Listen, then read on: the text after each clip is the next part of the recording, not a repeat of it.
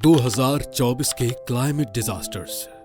2024 का साल जब दुनिया ने अपने ऊपर आसमान से गिरती आफतें और जमीन से उठती तबाही देखी, ऐसा लगता है जैसे फितरत खुद इंसानों से नाराज हो गई हो।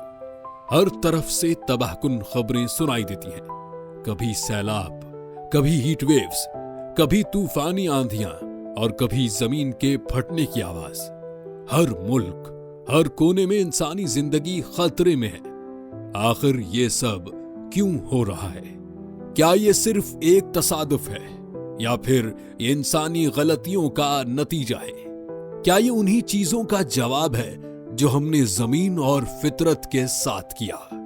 फॉसिल फ्यूल्स के बेमहर इस्तेमाल, जंगल काटने की तेज रफ्तार और कार्बन एमिशंस का आसमान छूना, ये सब करते हुए हमने कभी सोचा नहीं था कि एक दिन फितरत अपना बदला लेगी।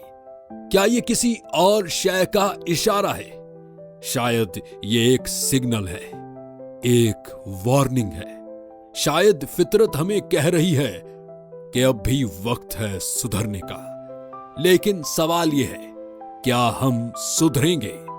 आज हम बात करेंगे 2024 के क्लाइमेट डिजास्टर्स की, वो तबाही जो सिर्फ तबाही नहीं बल्कि एक वेकअप कॉल है। ये वो आफतें हैं जो हमें हमारी असल जिम्मेदारी याद दिलाती हैं, अपनी धरती की हिफाजत करना। आएं एक नजर डालते हैं उन हालात पर जो 2024 को दुनिया के लिए एक यादगार और खौफनाक साल बनाते हैं। 2024 का साल शुरू होते ही दुनिया ने तबाहकुन हालात का सामना किया। जनवरी का महीना था और कैलिफोर्निया में एक के बाद एक स्टॉर्म्स आए, इतने ज्यादा कि इन्हें एटमॉस्फेरिक रिवर्स कहा गया। ये बारिश इतनी तेजी से हुई कि हर तरफ सैलाब आ गया। हजारों लोग अपने घरों से बेघर हो गए और इंफ्रास्ट्रक्चर तबाह हो गया। क्या हमने कभी सोचा है कि ऐसे तूफान क्यों बढ़ रहे हैं? ग्लोबल वार्मिंग की वजह से समुद्र का पानी गर्म हो रहा है। जब ये पानी इवापोरेशन करता है तो वो ज्यादा मॉइस्चर लेकर बारिश को और इंटेंस बनाता है।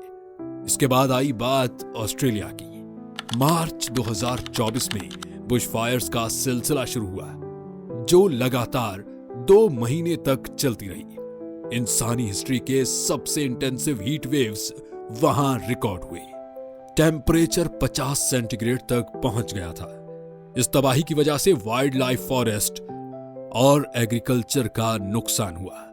साइंटिस्ट कह रहे हैं कि यह सब क्लाइमेट चेंज का सीधा असर है। और दुबई का फ्लड डिजास्टर। अप्रैल 2024 में दुबई, जो हमेशा अपनी लग्जरी और डेजर्ट लाइफ के लिए मशहूर है, उसने बारिश और सैलाब का सामना किया।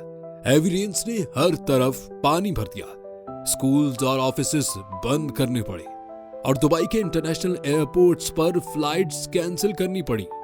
ये सब अनएक्सपेक्टेड था, क्योंकि यूएई जैसे डेजर्ट एरियाज में ऐसे फ्लड्स कभी एक्सपेक्ट नहीं किए जाते।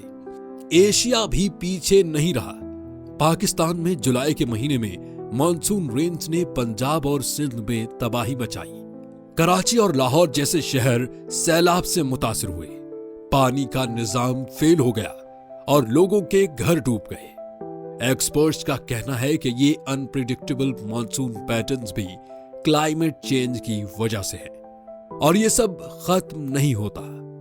एंटार्क्टिका में ग्लेशियर्स मेल्ट हो रहे हैं। जुलाई 2024 में एक रिपोर्ट आई कि थिवेट्स ग्लेशियर, जिसे डूम्सडे ग्लेशियर कहा जाता है, अपने आखिरी स्टेजेस पर है।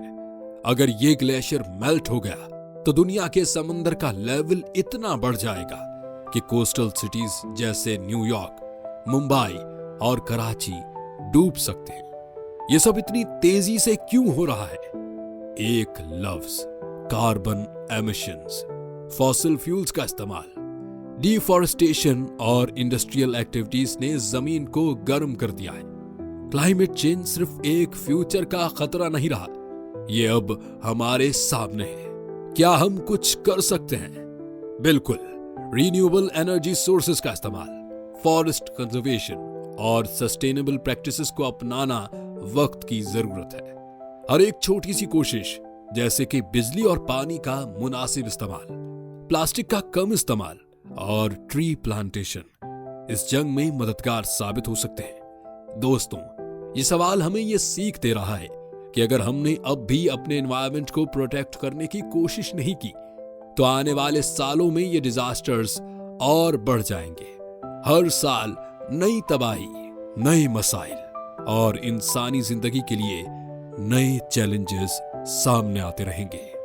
आज हम कैलिफोर्निया के स्टॉर्म्स, दुबई के फ्लड्स और ऑस्ट्रेलिया के बुश फायर्स का जिक्र कर रहे हैं, लेकिन कल यही तबाही पाकिस्तान के गांव, इंडिया के शहर और दुनिया के उन हिस्सों में होगी जो अभी सेफ समझे जाते हैं। ये सिर्फ एक वार्निंग नहीं, बल्कि एक चांस है अपने फ्यूचर को बेहतर बनाने का। हमें यह समझना होगा कि ये दुनिया सिर्फ हमारी नहीं, बल्कि हमारी आने वाली नस्ल की भी है। अगर हमने कार्बन एमिशंस कम नहीं किए, रिन्यूएबल एनर्जी एडॉप्ट नहीं की और अपने रिसोर्सेज का इस्तेमाल नहीं किया, तो आने वाली नस्ल हमसे सवाल करेगी कि उनके लिए क्या छोड़ा। अभी भी वक्त है।